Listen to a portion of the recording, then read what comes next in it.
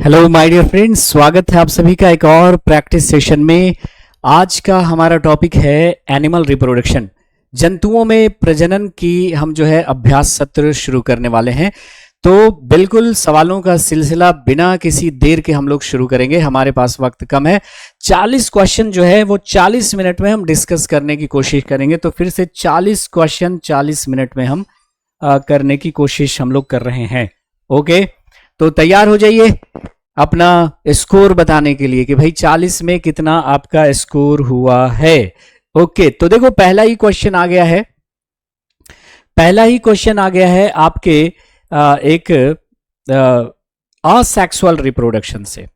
तो asexual reproduction में जो है वो अलैंगिक जनन में बनने वाले संतान में अधिक समानता क्यों होती है? सेक्सुअल रिप्रोडक्शन में बच्चा जो है वो किसी एक के जैसा नहीं होता है, दोनों का मिक्सचर हो जाता है। लेकिन अलैंगिक जनन में बच्चा जो है अपने पेरेंट के जैसा होता है, जेरोक्स कॉपी होता है। क्यों? क्योंकि अलैंगिक प्रजनन में केवल एक जनक शामिल होता है, केवल एक जो है वो पेरेंट इन्वॉल्व होता है। सही के गलत? तो आप कहोगे सर बिल्कुल सही है, एक जीव नया जीव बना लेता है, इसलिए एक ही जीव का कैरेक्टर आएगा। दूसरा, asexual reproduction does not involve gamete. इसमें युग्मकों की आवश्यकता नहीं होती है ना, युग्मक शामिल नहीं होते। मेल गैमिट फीमेल गैमिट का इसमें कोई मतलब ही नहीं है। फिर बोलता है कि अलैंगिक प्रजनन लैंगिक प्रजनन से पहले होता है। गलत हो गया ये। और अलैंगिक जनन लैंगिक जनन से पहले होता है। ये दोनों ही ऑप्शन वाहियात है। तो उत्तर हमारा हो गया भाई पहला और दूसरा। तो पहला और दूसरा जो है वो सही ऑप्शन पूछ रहा था आपसे कि कौन सा इनमें से सही है। ठीक है, चलिए अगले सवाल पे हम लोग चलते हैं। In human being the correct sequence of events during reproduction. मानव में जनन के दौरान होने वाली घटनाओं का सही क्रम बताइए। मानव में प्रजनन के दौरान होने वाली सही घटनाओं का सही क्रम बताइए। तो सबसे पहले युग्मक बनेंगे, यानी स्पर्म और ओवम, शुक्राणु और अंडाणु को एक साथ हम क्या बोलते हैं? गैमीट कहते हैं, युग्मक कहते हैं। तो सबसे पहले युग्मक बनेंगे। युग्मक जो है वो मिलेंगे।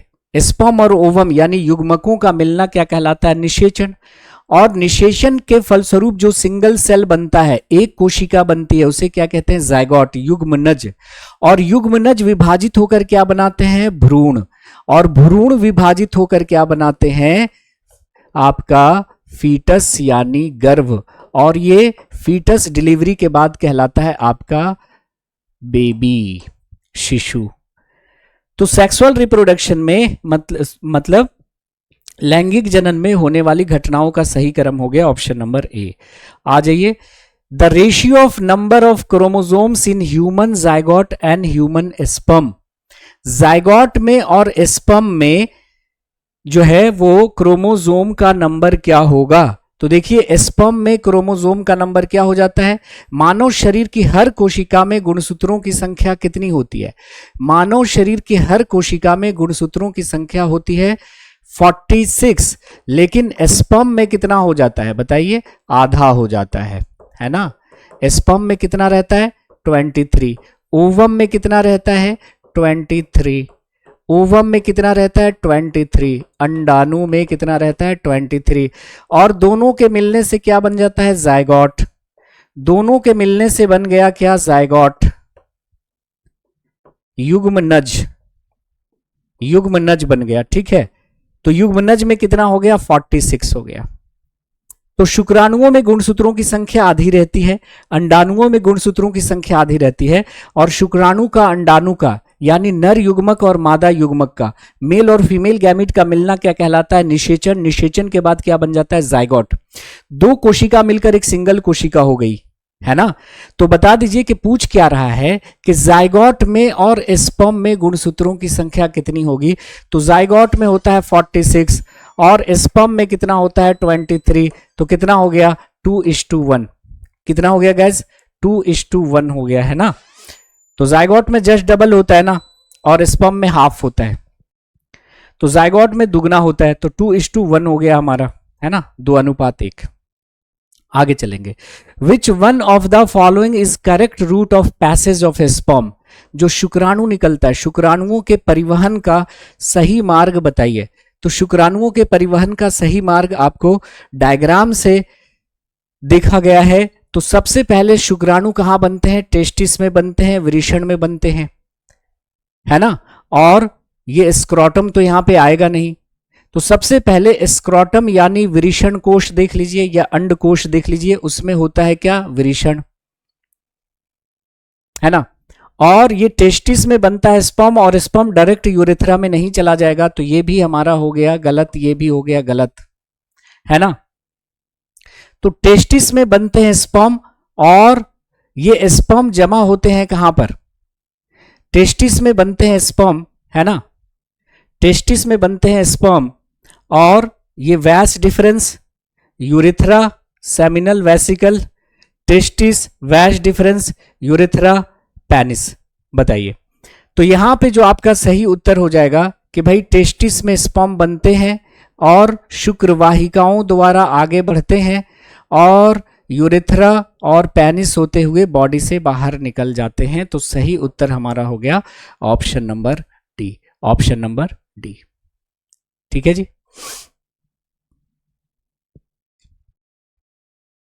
क्लियर? आगे बढ़ेंगे हम लोग। In human mails the testis lie in scrotum because it helps in the. आपने देखा होगा कि पुरुषों में जो टेस्टिस होती है वो बॉडी के बाहर एक पाउच लाइक स्ट्रक्चर में होती है, जिसे स्क्रोटम कहते हैं, अंडकोश कहते हैं या वृषण कोश कहते हैं। क्यों? क्योंकि आप जानते हैं कि ये स्पर्म जो है वो बनते हैं कहां पर? टेस्टिस में, और ये स्पर्म बॉडी टेम्परेचर पर जीवित नहीं रह सकते। बॉडी टेम्परेचर से 2 डिग्री से कम तापमान की आवश्यकता होती है शुक्राणुओं को जीवित रहने के लिए, है ना। शुक्राणुओं को जीवित रहने के लिए शरीर के तापमान से 2 डिग्री से कम तापमान चाहिए होता है ना। तो मानव पुरुष में वृषण अंडकोश में स्थित होते हैं। यह किस क्रिया में मदद करते हैं? संभोग में? बिल्कुल नहीं। Formation of sperm? तो आप कहेगा सर यस, शुक्राणुओं के निर्माण में, है ना, क्योंकि बॉडी टेम्परेचर पर शुक्राणु जीवित नहीं रह सकते। Easy transfer of gamete? ये भी नहीं होगा। Secretion of oestrogen? एस्ट्रोजन तो फीमेल हार्मोन है, इसका मेल से कोई मतलब नहीं है, तो ऑप्शन बी हमारा सही हो गया। Now the common passage of urine and sperm in human male. Human male में यूरिन और स्पर्म दोनों एक ही रूट से पास करते हैं। वो उस कॉमन पैसेज का नाम है आपका सेमिनल वेसिकल, शुक्राशय, यूरेटर मतलब मूत्र नली, वैस डिफरेंस, यूरेथ्रा, वैस डिफरेंस, यूरेथ्रा। तो आप जानते हैं कि यूरिन जिस रास्ते से पास करता है उसी रास्ते से सीमेन भी क्या होता है? पास आउट होता है ना। तो और वो रूट है आपका, वो रूट है यूरेथ्रा, मूत्र मार्ग जिसे कहते हैं। तो इसी मूत्र मार्ग से होकर सीमेन भी बाहर आता है और यूरिन भी बाहर आता है। तो रिप्रोडक्टिव सिस्टम में और एक्सक्रीटरी सिस्टम में, मतलब प्रजनन तंत्र में और उत्सर्जन तंत्र में जो कॉमन ऑर्गन है वो कौन सा है? तो वो है यूरेथ्रा। इसी से होकर स्पर्म भी बाहर आएगा, मतलब सीमेन भी बाहर आएगा, और इसी से होता हुआ यूरिन भी बाहर आएगा, मूत्र भी बाहर आएगा। आगे बढ़ेंगे। Which of the following role are played by epididymis, vas deferens, seminal vesicle and prostate in the male reproductive system? तो मेल रिप्रोडक्टिव सिस्टम में देखिए ये है आपका एपिडिडेमिस यानी अधिवृषण, और है वैस डिफरेंस यानी शुक्रवाहिका, और है सेमिनल वेसिकल मतलब शुक्राशय, और है प्रोस्टेट ग्रंथि। इनका कार्य क्या है? इनका कार्य क्या है? आप जानते हैं कि ये देखो टेस्टिस है, टेस्टिस में स्पर्म बनते हैं, और ये टेस्टिस के बाहर क्या है? एपिडिडाइमिस है। ये क्या है? एपिडिडाइमिस है, अधिवृषण है, अधिवृषण है, और यहां से निकल रही है एक नली जिसे कहते हैं वैस डिफरेंस। क्या कहते हैं? वैस डिफरेंस, शुक्रवाहिनी, वैस डिफरेंस, शुक्रवाहिनी। तो स्पर्म बनते हैं कहां पर? स्पर्म बनते हैं टेस्टिस में और आकर जमा कहां पे होते हैं? एपिडिडाइमिस में।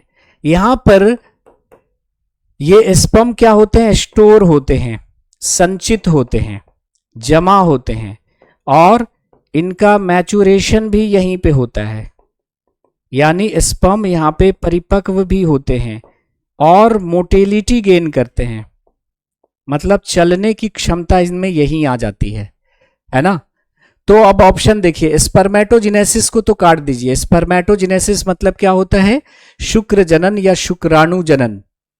और स्पर्मेटोजेनेसिस कहां पे होता है? टेस्टिस में होता है। स्पर्म का बनना क्या कहलाता है? स्पर्मेटोजेनेसिस। और ये होता है आपके विरीषण में। इधर कहीं पर विरीषण दिखा? आप कहोगे सर नहीं दिखा। तो जहां जहां पर स्पर्मेटोजेनेसिस है उसे काट दीजिए, है ना। तो आपका है वैस डिफरेंस और सेमिनल वेसिकल, प्रोस्टेट और एपिडिडामिस। इसमें क्या हो रहा है कि शुक्राणुओं का मैचुरेशन भी हो रहा है और यहां पर मोटिलिटी भी गेन कर रहे होते हैं। तो स्पर्म बनते हैं कहां पर? टेस्टिस में, यानी विरीषण में आकर जमा कहां होते हैं? अधिविरीषण में। ना केवल यहां पर स्पर्म जमा होते हैं बल्कि यहां पे मैच्योर भी होते हैं और मोटिलिटी गेन करते हैं, मतलब मूव करने की कैपेसिटी भी इनमें आ जाती है। अगले सवाल पे चलते हैं। Which among the following is not the function of testis at puberty? निम्नलिखित में से कौन यौवन पर विरीषण का कार्य नहीं है? कौन युवावस्था में विरीषण का कार्य नहीं है? फॉर्मेशन ऑफ जर्म सेल्स, जनन कोशिकाओं का निर्माण, सेक्रीशन ऑफ टेस्टोस्टेरोन, टेस्टोस्टेरोन का निर्माण, डेवलपमेंट ऑफ प्लेसेंटा, अपरा का विकास या प्लेसेंटा का विकास, सेक्रीशन ऑफ एस्ट्रोजन, एस्ट्रोजन का स्राव। तो देखो ये बात हो रही है किसकी? ये बात हो रही है किसकी? टेस्टिस की, है ना। टेस्टिस का प्लूरल क्या होता है? टेस्टिस, है ना। तो देखिए टेस्टिस में जर्म सेल्स होते हैं और ये जर्म सेल्स यानी जनन कोशिकाएं विभाजित होकर क्या बनाती है? स्पर्म बनाती हैं। तो स्पर्म बनाना किसका काम है? टेस्टिस का। और टेस्टिस एक ग्रंथि जैसा भी कार्य कर रहा था, आपको पता है ना। और मेल हार्मोन स्रावित कर रहा था। मेल हार्मोन का नाम क्या है? टेस्टोस्टेरोन। तो ये इसके कार्य हैं। लेकिन प्लासेंटा तो फीमेल में बनता है, एस्ट्रोजन तो फीमेल हार्मोन है। तो हमारा उत्तर क्या बोल रहा है कि कौन नहीं है? कौन नहीं है ये पूछ रहा है ना। कौन फंक्शन नहीं है? तो 3N4 जो है वो फंक्शन नहीं है। 3N4 जो है वो टेस्टिस का फंक्शन नहीं है। यही हमारा उत्तर होगा, क्योंकि टेस्टिस का फंक्शन होता है जर्म सेल्स बनाना और टेस्टोस्टेरोन का निर्माण करना, लेकिन प्लेसेंटा और एस्ट्रोजन ये टेस्टिस का कार्य नहीं है, ये फीमेल में होते हैं। Now in artificial insemination, AI, है ना, कृत्रिम गर्भाधान। कृत्रिम गर्भाधान एक ऐसा प्रोसेस है जिसमें हम फीमेल के यूट्रस में क्या इंट्रोड्यूस करते हैं। तो कृत्रिम गर्भाधान जिसको AI कहते हैं, प्रक्रिया में निम्नलिखित में से किसे महिला के गर्भाशय में प्रवेश कराया जाता है? अब देखिए वैसे पुरुष जिसके सीमेन में स्पर्म कम है, स्पर्म काउंट कम है, तो लेडी को कंसीव करने में प्रॉब्लम आएगी, गर्भाधान नहीं हो पाएगा, लेडी प्रेग्नेंट नहीं हो पाएगी। तो हम क्या करते हैं कि ऐसे पुरुष का हम क्या करेंगे कि सीमेन कलेक्ट करेंगे और उसको मशीन द्वारा फीमेल के मतलब यूट्रस में हम ट्रांसफर करते हैं। इसको कहते हैं आर्टिफिशियल इंसेमिनेशन, है ना, कृत्रिम गर्भाधान। तो कृत्रिम गर्भाधान में महिला के यूट्रस में क्या इंट्रोड्यूस करते हैं? एग या फर्टिलाइज्ड एग या स्पर्म? तो उत्तर होगा स्पर्म ओनली, है ना, एग और स्पर्म नहीं। तो आर्टिफिशियल इंसेमिनेशन, ये जो वर्ड याद रख लीजिएगा, कृत्रिम गर्भाधान, इसमें महिला के यूट्रस में डायरेक्ट सीमेन डाला जाता है, स्पर्म डाला जाता है, ताकि फर्टिलाइजेशन हो और वो लेडी कंसीव कर सके। ठीक है, चलिए अगले सवाल पे चलते हैं। Which of the following is a male hormone? निम्नलिखित में से कौन एक नर हार्मोन है? Oestrogen, progesterone, testosterone, pheromone? बता दीजिए। देखिए फेरोमोन एक केमिकल है।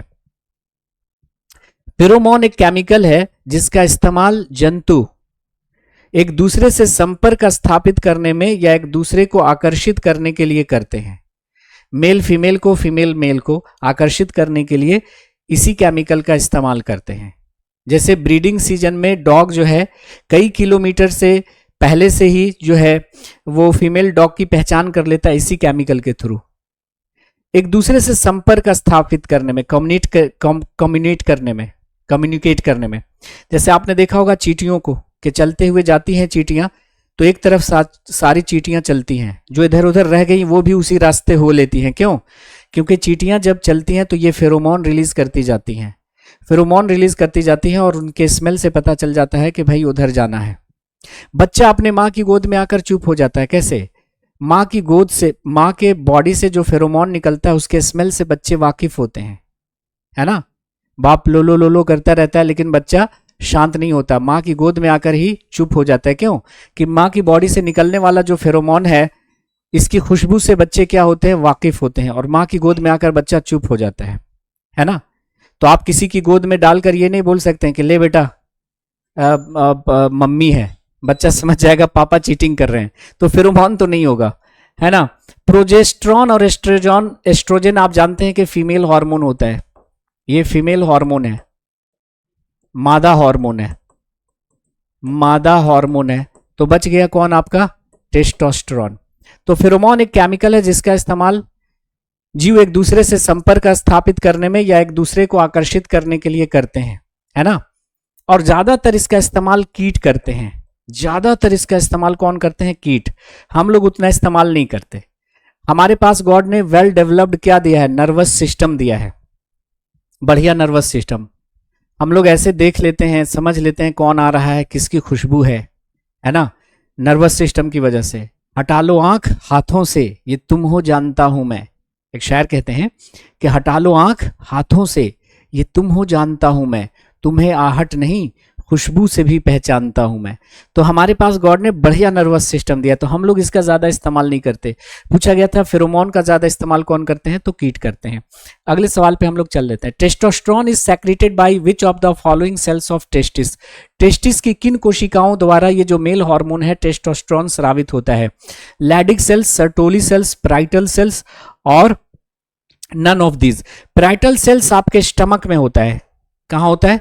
स्टमक में होता है, आमाशय में होता है, जो HCl स्रावित करता है, हाइड्रोक्लोरिक अम्ल स्रावित करता है ना। पैराइटल सेल्स भित्तीय कोशिकाएं या पार्श्विका कोशिकाएं, ठीक है।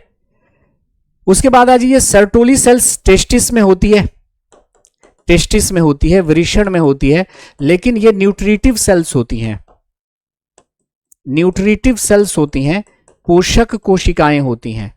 क्या होती हैं? पोषक कोशिकाएं होती हैं, कोशिकाएं होती हैं जो जर्म सेल्स को क्या करती हैं? पोषण देती हैं, जनन कोशिकाओं को पोषण देती हैं ताकि वो विभाजित होकर जल्दी जल्दी शुक्राणु बनाए। तो बच गया हमारा लैडिक कोशिकाएं। तो टेस्टिस में मौजूद जो लैडिक कोशिकाएं होती हैं वो क्या करती हैं? टेस्टोस्टेरोन यानी मेल हार्मोन या एंड्रोजन का स्रावन करती है।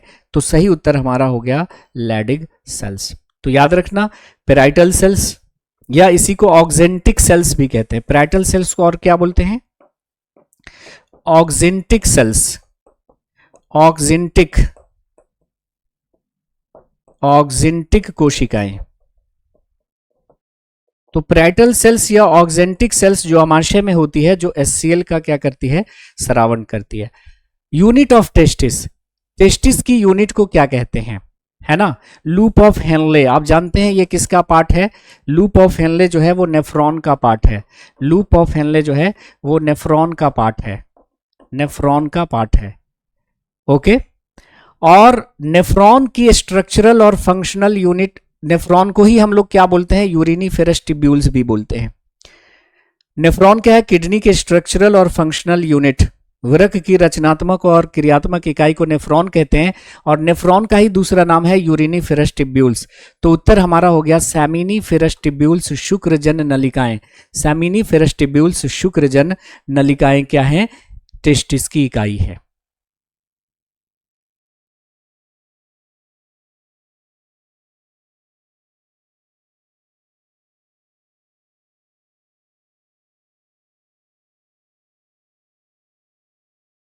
तो चलिए जी क्वेश्चन नंबर 13 पे चलते हैं। कहता है कि which of the following are the female hormone? निम्नलिखित में से कौन एक मादा हार्मोन है? कौन एक मादा हार्मोन है? Oestrogen, progesterone, both, none. तो इसमें ज्यादा देर करने की जरूरत नहीं है कि एस्ट्रोजन और प्रोजेस्टेरॉन दोनों को हम क्या कहते हैं? फीमेल हार्मोन कहते हैं। तो both A and B should be the right option. ठीक है, तो ए और बी दोनों ही सही उत्तर हो जाएगा। नाउ फीमेल सेक्स हार्मोन निम्नलिखित में से कौन है ना? मादा लिंग हार्मोन निम्नलिखित में से कौन है? Oestrogen, androgen, insulin, oxytocin, none of the above, more than on the above. बताइए, ये बिहार में इस तरह के क्वेश्चन पूछे जाते हैं बीपीएससी में, ठीक है। तो आप जानते हैं कि एस्ट्रोजन एक फीमेल हार्मोन है, एंड्रोजन मेल हार्मोन को एंड्रोजन कहते हैं, मेल हार्मोन को ही हम क्या कहते हैं? एंड्रोजन कहते हैं। एंड्रोजन का मतलब क्या होता है? नर हार्मोन, नर हार्मोन को ही एंड्रोजन कहा जाता है। इंसुलिन आप जानते हैं कि आगे हम लोग पढ़ेंगे, इंसुलिन जो है वो पैंक्रियाज अग्नाशय से स्रावित होता है, ऑक्सीटोसिन पीयूष ग्रंथि से स्रावित होता है। तो ये भी नहीं है, ये भी नहीं है, ये भी नहीं है, तो कौन है? केवल ऑप्शन नंबर ए। तो none of the above, more than of the above नहीं होगा, एस्ट्रोजन फीमेल हार्मोन होता है। चलिए अब आ जाइए, विच of the hormone that brings about changes in girls during puberty, किशोरियों में यौवन के दौरान, यौनारंभ के दौरान परिवर्तन लाने वाला हार्मोन निम्नलिखित में से कौन सा है? तो किशोरियों के में यौवन के दौरान परिवर्तन कौन सा हार्मोन लाता है? Oestrogen, progesterone, testosterone, thyroxine. तो मतलब सेकेंडरी सेक्सुअल कैरेक्टर को कौन बना रहा है ना? आप जानते हैं कि फीमेल के सेकेंडरी सेक्सुअल कैरेक्टर, गौण लैंगिक लक्षणों का विकास कौन करता है? एस्ट्रोजन और प्रोजेस्टेरॉन, है ना। लेकिन अगर दोनों में से किसी एक को चुनना है तो हम किसको चुनेंगे? सेकेंडरी सेक्सुअल कैरेक्टर के लिए, गौण लैंगिक लक्षण के लिए तो एस्ट्रोजन को हम प्रायोरिटी देंगे, है ना। प्रोजेस्टेरॉन मेनली प्रेगनेंसी को क्या करता है? अस्थायी बनाए रखता है। तो option number A will be the right option. आगे चलते हैं, रिलैक्सिन कहां से सेक्रीट होता है? तो रिलैक्सिन जो है वो ओवरी से, टेस्टिस से, थाइमस से, थायराइड से। तो याद कर लीजिएगा कि जो रिलैक्सिन नाम का हार्मोन है वो ओवरी से स्रावित होता है और ये जन्म के समय स्रावित होता है। और आप जानते हैं ये क्या करता है? तो फीमेल में जो हिप का ज्वाइंट है उसको रिलैक्स करता है, कमर की जो ज्वाइंट है उसको सॉफ्ट करता है और नॉर्मल डिलीवरी में क्या करता है? मदद करता है। तो उत्तर हो गया हमारा ओवरी। तो ओवरी से 3 हार्मोन निकलते हैं, एस्ट्रोजन, प्रोजेस्टेरॉन और रिलैक्सिन। रिलैक्सिन केवल बच्चे के जन्म के समय स्रावित होगा। चलिए अगले सवाल पे हम लोग चलते हैं। The process of release of egg from the ovary is known as, है ना। अंडाशय से अंडाणुओं का बाहर निकलना कहलाता है मासिक धर्म या प्रजनन या गर्भाधान या अंडोत्सर्ग। तो इसमें हम कुछ नहीं कहेंगे, जल्दी से उत्तर देंगे ovulation. The process of release of egg from ovary is known as what? Ovulation. अंडाशय से अंडाणुओं के बाहर निकलने की घटना को क्या नाम दिया गया है? ओवल्यूशन। इंसेमिनेशन का मतलब क्या होता है? कि मतलब स्पर्म का ट्रांसफर होना, है ना। रिप्रोडक्शन आप जानते हैं, मेंस्ट्रुअल साइकिल हम लोग आगे डिस्कस करेंगे। चलिए, surgical method of birth control in male, male में बर्थ कंट्रोल का जो सर्जिकल मेथड है वो क्या कहलाता है? वैसेक्टोमी, ट्यूबेक्टोमी, हिस्टेरेक्टोमी, इनमें से कोई नहीं।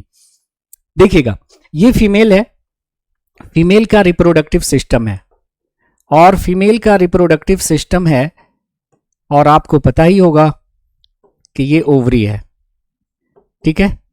यह ओवरी, ओवरी से एग बाहर निकलता है, अंडाशय से अंडाणु बाहर निकला, पहुंच गया अंडवाहिकाओं में, ये अंडवाहिका है। और इधर से गया स्पर्म, इधर से स्पर्म गया, देखो दौड़ता हुआ स्पर्म जा रहा है और ओवम से मिल गया। तो अंडाणु और शुक्राणु मिल गए कहां पर? अंडवाहिनी में। ये अंडवाहिनी है, फेलोपियन ट्यूब है। और दोनों के मिलने से क्या बन गया? युग्मनज। और युग्मनज विभाजित होकर क्या बना लिया? एम्ब्रियो यानी भ्रूण। और भ्रूण गर्भाशय की दीवार से आके चिपक जाएगा और अब फर्दर ग्रोथ और डेवलपमेंट भ्रूण का यहीं पे होगा। हमने क्या किया कि इस फेलोपियन ट्यूब को काट कर बांध दिया। तो फेलोपियन ट्यूब यानी अंडवाहिनियों को अगर हमने काट कर बांध दिया तो ओवम यानी अंडाणु यहां पे पहुंचेगा नहीं, शुक्राणु आ रहा है आने दो, तो निषेचन नहीं होगा, तो प्रेगनेंसी नहीं होगी। तो महिलाओं में बर्थ कंट्रोल का जो सर्जिकल मेथड है वो कहलाता है क्या? ट्यूबेक्टोमी। क्यों? क्योंकि आपने ट्यूब को काटा है, फेलोपियन ट्यूब, है ना।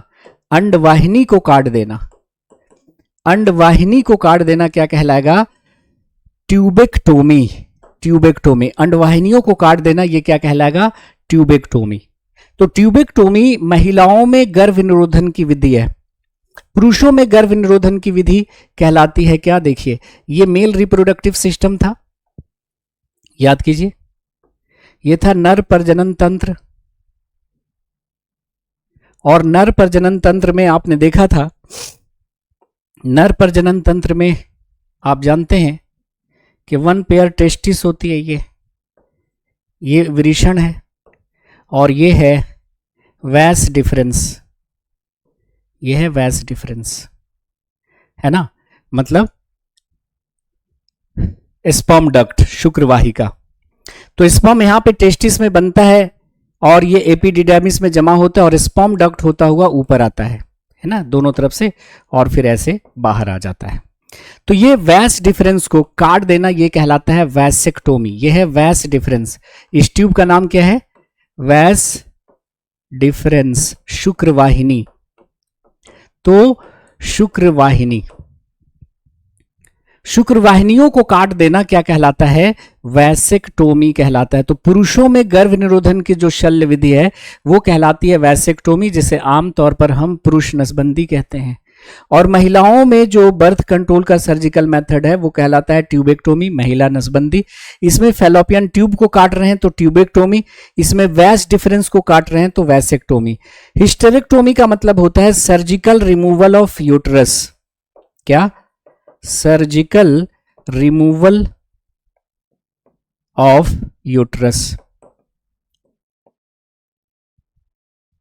जैसे मान लिया कि किसी के यूट्रस में इन्फेक्शन हो गया है और वो इन्फेक्शन पूरी बॉडी में फैलने का खतरा है तो महिला की जान जा सकती है, तो ऐसे केस में यूट्रस को बाहर निकाल देना कहलाता है हिस्टेरेक्टोमी, है ना। शल्य क्रिया द्वारा गर्भाशय बाहर निकाल देना। तो सर्जरी के द्वारा शरीर से गर्भाशय को बाहर निकाल देने की प्रक्रिया क्या कहलाती है? हिस्टेरेक्टोमी कहलाती है, हिस्टेरेक्टोमी कहलाती है। नाउ आगे आते हैं, फर्टिलाइजेशन कहाँ होता है? तो फर्टिलाइजेशन की जो क्रिया है वो कहाँ होती है? वजाइना में, सर्विक्स में, यूट्रस में, अंडवाहिनियों में, है ना। फेलोपियन ट्यूब को हिंदी में क्या कहते हैं? अंडवाहिनी, या फेलोपियन ट्यूब जैसे लिखा है ऐसे भी लिख सकता है। तो आपको याद रखना है कि निषेचन की क्रिया कहाँ पे होती है? अंडवाहिनियों में संपन्न होती है ना। ये देखिए, ये फीमेल रिप्रोडक्टिव सिस्टम आपने पढ़ा होगा। ये देखिए, ये फीमेल रिप्रोडक्टिव सिस्टम है, ये अंडाशय है, अंडाशय से एग निकला, कहाँ पहुंच गया? अंडवाहिनी में, इधर से स्पर्म गया और अंडवाहिनी में जाकर मिल गया, ठीक है। तो ये होता है वेजाइना और ये होता है सर्विक्स और ये है यूट्रस, ये है यूट्रस। तो निषेचन की क्रिया कहाँ पे होती है? अंडवाहिनियों में संपन्न होती है। Now embryo in human gets nutrition from mother's blood with the help of special tissue. मानव में भ्रूण एक विशेष उत्तक की सहायता से मां के रक्त से पोषण प्राप्त करता है। उस उत्तक का नाम क्या है? तो देखिए, बच्चा जब गर्भाशय की दीवार से आकर चिपकता है तो ये मान लिया कि गर्भाशय की भित्ति है, गर्भाशय की भित्ति है। तो जैसे ही भ्रूण आकर गर्भाशय की दीवार से चिपकेगा, यहां पर एक टिश्यू बनेगा, गर्भाशय की भित्ति के नीचे एक लेयर बनेगा, उस लेयर को प्लासेंटा कहते हैं। और इस प्लासेंटा से बेबी जो है वो अम्बिलिकल कॉर्ड के थ्रू, गर्भनाल के थ्रू जुड़ा रहेगा। बच्चे को खाना पानी, है ना, ऑक्सीजन, न्यूट्रिशन इसी प्लासेंटा से मिलेगा। किसके थ्रू? अम्बिलिकल कॉर्ड के थ्रू। तो बच्चे को पोषण, ऑक्सीजन प्लासेंटा देता है।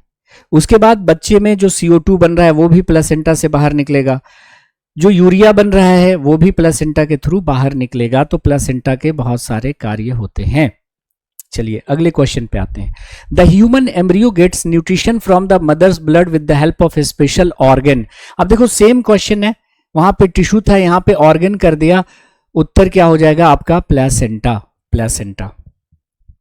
Which of the following provides nutrition to the fetus? Same question है, अलग अलग ढंग से रिपीट हुआ है।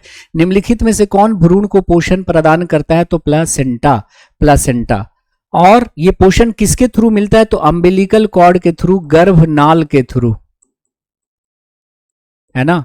बच्चा प्लासेंटा से एक ट्यूब के थ्रू, एक नली के थ्रू जुड़ा रहता है जिसको अम्बिलिकल कॉर्ड कहते हैं। एलेंटोइस, आप जानते हैं कि भ्रूण में एक स्ट्रक्चर होता है जो एक्सक्रीटरी मटेरियल को स्टोर करता है। एक्सक्रीटरी मटेरियल, उत्सर्जी पदार्थ को क्या करेगा? स्टोर करेगा, जमा करेगा, संचित करेगा। ठीक है, तो एलेंटविस एक स्ट्रक्चर होता है भ्रूण में जो एक्सक्रीटरी मटेरियल को स्टोर करता रहता है। लेकिन एक्सक्रीटरी मटेरियल बाहर किसके थ्रू आते हैं? तो प्लेसेंटा के थ्रू आते हैं। ये दोनों में फर्क है।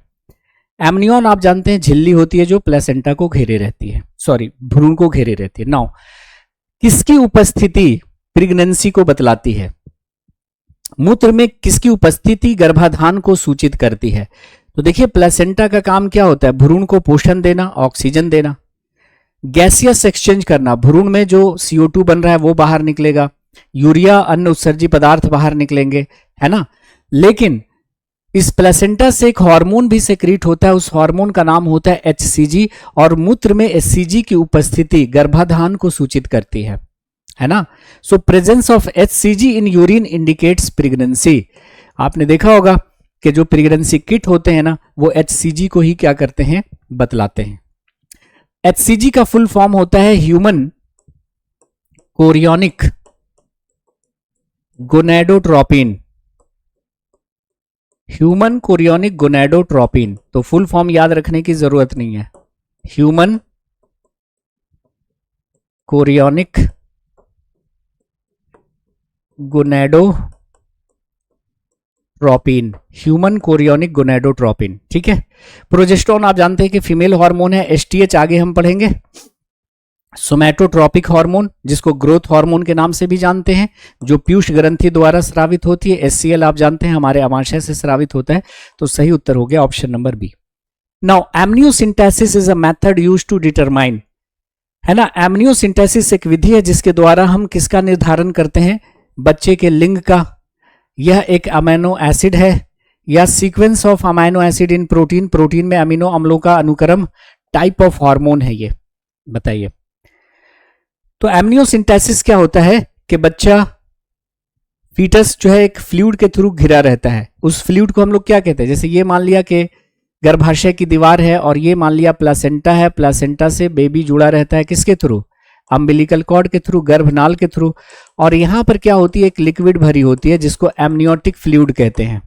इस एमनियोटिक फ्लूइड को सिरिंज से खींचना और बाहर निकालकर इसका परीक्षण करना, इस एमनियोटिक फ्लूइड को सिरिंज से खींचकर इसका परीक्षण करना, यह कहलाता है एमनियोसिंथेसिस।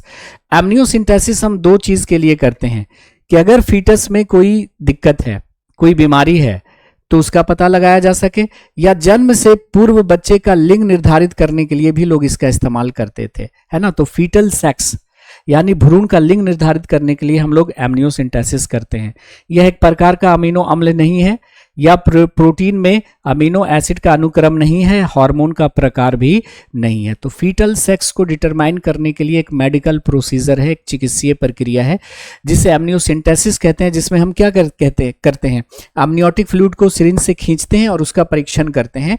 इसी प्रक्रिया को नाम दिया गया है एमनियोसिंथेसिस। नाउ आफ्टर मेनोपॉज यानी रजोनिवृत्ति, मासिक धर्म का पूरी तरह से बंद हो जाना क्या कहलाता है? मेनोपॉज। मासिक धर्म का पूरी तरह से बंद हो जाना यह कहलाता है मेनोपॉज। मतलब 45 से 50 साल की उम्र होते होते महिलाओं में मासिक धर्म पूरी तरह से बंद हो जाता है और इस कंडीशन को मेनोपॉज कहा जाता है, रजोनिवृत्ति कहते हैं। तो कौन सा हार्मोन जो है वो सेक्रीट नहीं होगा, है ना, कौन सा हार्मोन प्रोड्यूस नहीं होगा? Glucagon, testosterone, oestrogen, none of these. तो देखो अगर फीमेल में मेनोपॉज हो गया है तो एस्ट्रोजन सेक्रीट नहीं होगा। टेस्टोस्टेरोन तो मेल हार्मोन है, ग्लूकागॉन तो आप जानते हैं कि पैंक्रियाज के द्वारा स्रावित होता है। तो option number C should be the right option. Now consider the following statement, निम्नलिखित कथनों पर विचार करिए। कहता है कि human being have 23 pairs of chromosome, मानव में 23 जोड़े गुणसूत्र होते हैं। सही के गलत कहोगे सर? सही। नाउ मनुष्य में लिंग गुणसूत्र XX होता है। सही के गलत आप कहोगे सर? गलत। मेल में क्या होता है? XY होता है, तो ये गलत हो गया। उसके बाद क्रोमोसोम को हम कोशिका विभाजन की किस अवस्था में सही से देख सकते हैं? तो वो है अवस्था मेटाफेज। कोशिका विभाजन पढ़ेंगे, वहां पे हम बताएंगे कि कोशिका विभाजन की मेटाफेज अवस्था में हम गुणसूत्रों को स्पष्ट रूप से देख सकते हैं या गिन सकते हैं। तो अभी याद कर लीजिए कि ये भी आपका सही है। तो इसमें से 1 और 3 जो है वो क्या होगा, सही होगा। सही पूछ रहा है कि गलत पूछ रहा है? गलत पूछ रहा है, देखो फॉल्स पूछ रहा है, मैं सही लगा देता। तो कौन फॉल्स है? तो 2 ओनली ना, 2 ओनली। पहला और दूसरा तो सही है कि 46 क्रोमोसोम होते हैं मानव शरीर के हर कोशिका में, है ना, 23 जोड़ा। और गुणसूत्रों को कोशिका विभाजन की किस अवस्था में स्पष्ट रूप से देखा जा सकता है या गिना जा सकता है? तो वो है मेटाफेज अवस्था। ये भी सही स्टेटमेंट है, आगे आएगा। तो ये 2 तो सही हो गया, लेकिन तीसरा गलत है कि भाई मेल में जो सेक्स क्रोमोसोम होता है XX नहीं, वो XY होता है। ठीक है, नाउ तो सही हमारा जो उत्तर है यहाँ पे कौन सा हो गया? ऑप्शन नंबर बी जो है वो सही हो गया। आगे बढ़ते हैं। कंसीडर द फॉलोइंग स्टेटमेंट्स, निम्नलिखित कथनों पर विचार करते हैं। असर्शन रीजन का क्वेश्चन आ गया, कथन और कारण का क्वेश्चन आ गया। बोलता है कि ह्यूमन में female sex is determined by XX chromosome. मनुष्य में, स्त्री में लिंग निर्धारण XX गुणसूत्रों के द्वारा होता है। सही के गलत? आप कहोगे सर सही है। Male sex is determined by YY chromosome. पुरुष लिंग का निर्धारण YY गुणसूत्र द्वारा होता है। सही के गलत? आप कहोगे सर एकदम वाहियात बात है, XY होता है तो मेल होता है, YY से मेल नहीं होगा, वो कुछ और होगा। चलिए, तो अब कह रहा है कि भाई इसमें से कौन सही होगा? तो बोथ तो ट्रू है ही नहीं, बोथ तो हटा दो। ए ट्रू है लेकिन रीजन क्या है? फॉल्स है। ए ट्रू है लेकिन रीजन जो है वो फॉल्स है। तो ज्यादा कुछ है नहीं क्वेश्चन में, बस इतना लंबा चौड़ा देखकर घबराना नहीं है आपको। आगे बढ़ेंगे। Which combination of chromosome in mankind give birth to male child? कौन सा कॉम्बिनेशन मेल चाइल्ड को जन्म देगा? मेल चाइल्ड को जन्म देगा। तो आप जरा देखो इसको, मेल चाइल्ड कैसे बनेगा? मेल चाइल्ड कब बनेगा जरा देख लो। मेल चाइल्ड कब बनेगा? तो आपने कहा था कि देखो अगर कोई मेल है तो उसमें गुणसूत्र होते हैं XY, और अगर कोई फीमेल है तो इसमें गुणसूत्र होते हैं XX।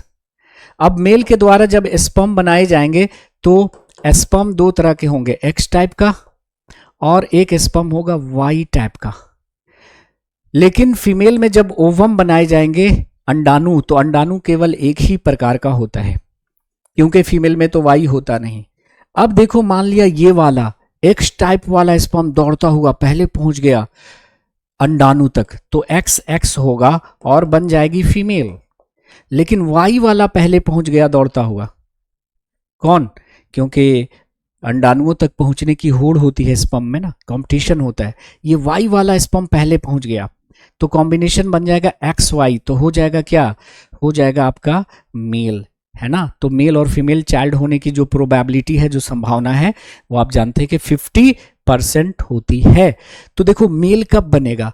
जब मेल चाइल्ड कब बनेगा? जब पुरुष की तरफ से Y आएगा, पुरुष की तरफ से Y और महिला की तरफ से क्या आया? X। तो चुन लो, X ऑफ मेल गलत हो गया, X ऑफ मेल गलत हो गया, Y of male and X of female. पुरुष का Y और महिला का X मिलेगा, तब एक पुरुष मतलब लड़का पैदा होगा, लड़का पैदा होगा। आ रही है बात समझ में? क्लियर? चलो अगले सवाल पे चल लेते हैं। In case of a test tube baby, परखनली शिशु के मामले में फर्टिलाइजेशन कहां होता है? परखनली शिशु में हम क्या करते हैं? एक तकनीक यूज करते हैं, उस तकनीक का नाम होता है IVF। आपको पता होगा कि ऐसी महिला जिसके फैलोपियन ट्यूब में ब्लॉकेज आ गया है, अंडवाहिकाओं में अवरोध आ गया है, ठीक है, तो संतान नहीं होगा। मान लिया दोनों ही अंडवाहिकाओं में ब्लॉकेज आ गया, तो क्या होगा? इस महिला में संतान नहीं होगा, क्योंकि इधर से ओवम पहुंच नहीं पाएगा। स्पर्म बेचारा जो है यहां पे है, लेकिन यहां पे अवरोध होने के कारण स्पर्म और ओवम नहीं मिलेंगे, तो संतान नहीं हो पाएगा। तो ऐसी महिलाएं जिसके फैलोपियन ट्यूब में ब्लॉकेज है, अवरोध है, तो वो मां नहीं बन पाती। उसके लिए हम तकनीक यूज करते हैं क्या? IVF। IVF मतलब इन विट्रो फर्टिलाइजेशन, यानी फर्टिलाइजेशन बॉडी में होना था, हम बाहर करवा रहे हैं। तो ऐसी महिला के ओवरी से हम क्या करेंगे, एग कलेक्ट कर लेंगे, है ना, मशीन के द्वारा एग कलेक्ट कर लेंगे और इसके हस्बैंड से क्या ले लेंगे, स्पर्म ले लेंगे, दोनों को टेस्ट ट्यूब में मिला देंगे, बन जाएगा जायगोट, जायगोट को विभाजित होने देंगे, बन जाएगा भ्रूण, और इस भ्रूण को गर्भाशय में हम क्या करेंगे, आरोपित कर देंगे, आरोपित कर देंगे। अब इसका गर्भाशय ठीक ठाक काम कर रहा है तो बच्चा अब क्या करेगा, यहां पे पलेगा। तो हमने क्या किया कि निषेचन यहां पे नहीं हो पा रहा था, क्यों, क्योंकि महिला के अंडवाहिकाओं में अवरोध था, ब्लॉकेज था, तो हमने एग ले लिया और स्पर्म इसके हस्बैंड से ले लिया, निषेचित करवा दिया, युग्मनज बन गया, एम्ब्रियो बन गया, एम्ब्रियो को यूट्रस में इम्प्लांट कर दिया। तो निषेचन जो है वो कहां हो रहा है, फीमेल की बॉडी में नहीं हो रहा है, फीमेल की बॉडी के बाहर एक परख नली में हो रहा है। अंडवाहिनियों में होता तब तो कोई प्रॉब्लम नहीं था, तो निषेचन चूंकि बाहर हो रहा है ना, इसलिए इसको कहते हैं IVF, in vitro fertilisation. In vitro का मतलब क्या होता है, बॉडी से बाहर। फर्टिलाइजेशन होना चाहिए था बॉडी में, हम करवा रहे हैं बॉडी से बाहर, that's why this is called in vitro fertilisation. तो निषेचन अंडवाहिनियों के अंदर होता है, गलत, अंडवाहिनियों के अंदर होता तब तो दिक्कत ही नहीं थी। Development of baby takes place inside the test tube, नहीं, टेस्ट ट्यूब में बेबी नहीं बनता, बस एक हफ्ते तक हम इसको टेस्ट ट्यूब में रख सकते हैं, उसके बाद यूट्रस में इम्प्लांट करना पड़ेगा। Fertilisation takes place outside the mother's body, है ना, फर्टिलाइजेशन माता के शरीर के बाहर होता है। और unfertilised egg develops inside the test tube, नहीं, अनिषेचित अंडे को टेस्ट ट्यूब में विकसित नहीं कराया जाता, तो ये गलत है, तो सही उत्तर हो गया option number C. Now which of the following statement about a clone of an organism is correct, clone के बारे में कौन करेक्ट है ना, तो बोलता है कि एक क्लोन में अपने माता पिता दोनों की विशेषताएं पाई जाती हैं, सही के गलत, गलत। क्लोन अलैंगिक जनन है, असेक्सुअल रिप्रोडक्शन है, असेक्सुअल रिप्रोडक्शन के द्वारा किसी ऑर्गेनिज्म का जेरोक्स तैयार कर लेना क्लोनिंग कहलाता है। क्लोन इज प्रोड्यूस्ड असेक्सुअली, बिल्कुल सही है, क्लोन जो है असेक्सुअली प्रोड्यूस किया जाता है, आपके बॉडी का एक सेल लेकर आप ही के जैसा तैयार कर देना, ठीक है। आइडेंटिकल ट्विंस क्लोन होते हैं, बिल्कुल नहीं। Two clones of an organism are not be identical, two clones of an organism may not be identical, नहीं, बिल्कुल आइडेंटिकल होगा, क्लोन है तो आइडेंटिकल होगा, है ना। तो पूछ क्या रहा था कि कौन करेक्ट है, तो ऑप्शन नंबर है, ऑप्शन नंबर बी।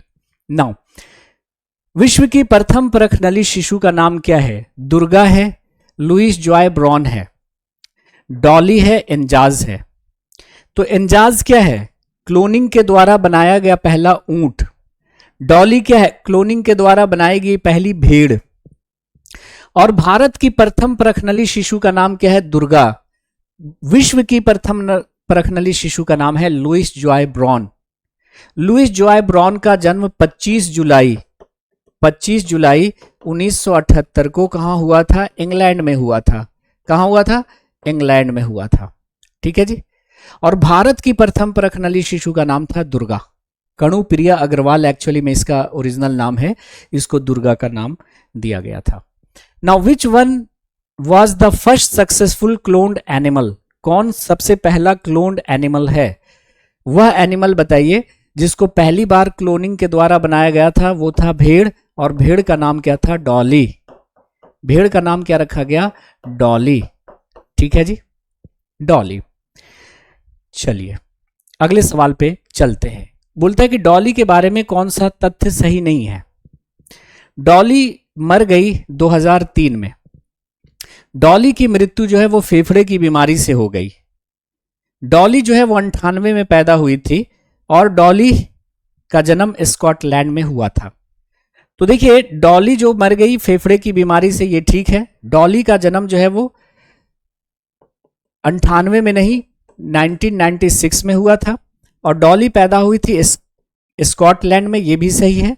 डॉक्टर का नाम था डॉक्टर इयान विल्मट। डॉक्टर इयान विल्मट जो हैं साइंटिस्ट थे जिन्होंने पहला क्लोन बनाया भेड़ का और उसका नाम रखा डॉली। और ये कहाँ के डॉक्टर थे, स्कॉटलैंड के डॉक्टर थे। डॉली की जो मृत्यु हो गई वो 14 फरवरी 2003 को हो गई थी फेफड़े की बीमारी से, ये भी सही है। वैलेंटाइन डे के दिन डॉली मर गई थी, लेकिन इसका जो जन्म है वो 5 जुलाई 1996 को हुआ था। 5 जुलाई 1996 को हुआ था, 98 को नहीं हुआ था, तो ये गलत स्टेटमेंट है ना। तो नॉट करेक्ट चुनना था, बाकी सब सही है डॉली के बारे में जानकारी। गरिमा 2 क्या है? गरिमा 2 क्या है, बस याद रख लीजिएगा कि क्लोनिंग के द्वारा बनाया गया पहला भैंस। तो क्लोनिंग के द्वारा बनाई गई पहली भैंस का नाम क्या है? गरिमा 2 है। इसमें याद रखने वाली बस बात है। नाउ इंजाज क्या है? तो इसको भी रट लीजिएगा। इंजाज क्या है? क्लोनिंग के द्वारा बनाया गया पहला ऊंट। क्लोनिंग के द्वारा बनाया गया पहला ऊंट का नाम क्या है? तो इंजाज है। Now the sex of a new born baby is determined bye chromosome inherited from. Sex determination जो होता है वो किसकी वजह से होता है? मदर की वजह से होता है, फादर की वजह से होता है, मदर और मदर्स फादर। तो नवजात शिशु का लिंग गुणसूत्र द्वारा निर्धारित होता है। मां के गुणसूत्र द्वारा, पिता के गुणसूत्र द्वारा, मां की मां के द्वारा के गुणसूत्र द्वारा, या पिता के पिता से विरासत में मिलता है। तो आप जानते हैं कि सेक्स ऑफ अ चाइल्ड जो है वो मेल क्रोमोसोम की वजह से होता है। It is the chromosome of the mails which decide sex of a child. पुरुषों के शुक्राणुओं में लिंग निर्धारण की क्षमता होती है। तो उत्तर है फादर। फादर की वजह से आपने देखा था ना कि XY फीमेल में तो फिक्स है। ये इस बात पे पूरी तरह से डिपेंड करेगा कि मेल का कौन वाला स्पर्म जा रहा है ओवम तक। X वाला जा रहा है तो फीमेल, Y वाला जा रहा है तो क्या हो जाता है? मेल। ठीक है जी, Y वाला जाता है तो हो जाता है मेल। आगे चलते हैं। How many pairs of autosomes are present in human being. Human being में कितने पेयर ऑटोजोम्स होते हैं? तो मानव शरीर में गुणसूत्रों की संख्या 46 होती है, जैसे जिसमें से 22 जोड़े ऑटोजोम होते हैं। जैसे अगर हम फीमेल की बात करेंगे तो 44 प्लस X और X हो जाएगा, और मेल की बात करेंगे तो 44 प्लस X और Y हो जाएगा। तो टोटल गुणसूत्र कितना है? 46। टोटल गुणसूत्र कितना है? 46, जिसमें 44 को हम क्या बोलेंगे? ऑटोजोम। 1 पेयर को क्या बोलेंगे? Sex chromosome. तो 44, 45, 46। तो अगर हम बात करें कि ऑटोजोम कितने होते हैं तो 22 जोड़े। ये ऑटोजोम 44 यानी 22 जोड़े होते हैं जो शरीर का निर्माण करते हैं, और 1 पेयर लिंग निर्धारित करते हैं, है ना। चलिए आगे बढ़ते हैं। Which one of the following cell secrete androgen hormone. Androgen का मतलब क्या है? मेल हार्मोन को ही एंड्रोजेन कहते हैं। निम्नलिखित में से कौन कोशिकाएं एंड्रोजेन मनुष्य में स्रावित करती हैं? तो देखिए, सर्टोली कोशिकाएं जिसे हम नर्स सेल्स कहते हैं, नर्स सेल, नर्स कोशिकाएं, नर्स कोशिकाएं जो क्या करती हैं? जर्म सेल्स को, जनन कोशिकाओं को न्यूट्रिशन देती हैं ताकि डिवाइड होकर स्पर्म बने। लैडिक सेल्स ही टेस्टोस्टेरोन का स्रावन करती हैं, है ना। और श्लेष्मा की कोशिकाएं तो आप जानते हैं कि कहां पाई जाती हैं? तो आपके अमाशय में पाई जाती हैं, जो अमाशय को HCl से बचाते हैं। नाउ चलते हैं। In the human being normally in which one of the following part does the sperm fertilise in the ovum. फिर से वही सवाल है कि निषेचन की क्रिया कहां होती है? तो इसमें हम कुछ भी ज्यादा वक्त नहीं देंगे। निषेचन की क्रिया कहां पे होती है? अंडवाहिनियों में संपन्न होती है। तो सेम क्वेश्चन है, बस लैंग्वेज क्या कर दिया गया है? अलग कर दिया गया है। Now which of the following does not have a gall bladder. ये थोड़ा कॉमन मतलब स्टैटिक जीके का क्वेश्चन हो गया कि किस जंतु में जो है वो गॉल ब्लैडर नहीं होता। तो बहुत सारे जंतुओं में गॉल ब्लैडर नहीं होता, जैसे कि घोड़े में नहीं होता, उसके बाद आप आ जाइए तो ऊंट में नहीं होता, ऊंट में नहीं होता। तो घोड़े में, ऊंट जैसे जंतुओं में क्या होता है? गॉल ब्लैडर नहीं होता। तो ये था भाई आज का सेशन। तो आप फेसबुक और इंस्टा पे मुझे जुबैर एहसानी के नाम से फॉलो कर सकते हैं, और टेलीग्राम हमारा है साइंस का सुरूर। तो ज़्यादा से ज़्यादा लोगों को जोड़िएगा हमारे चैनल से, बहुत कुछ आने वाला है आगे इस चैनल पर। तो आज के सेशन में दीजिए मुझे इजाज़त। Have a nice day, take care, bye, जय हिंद, thank you very much, see you again.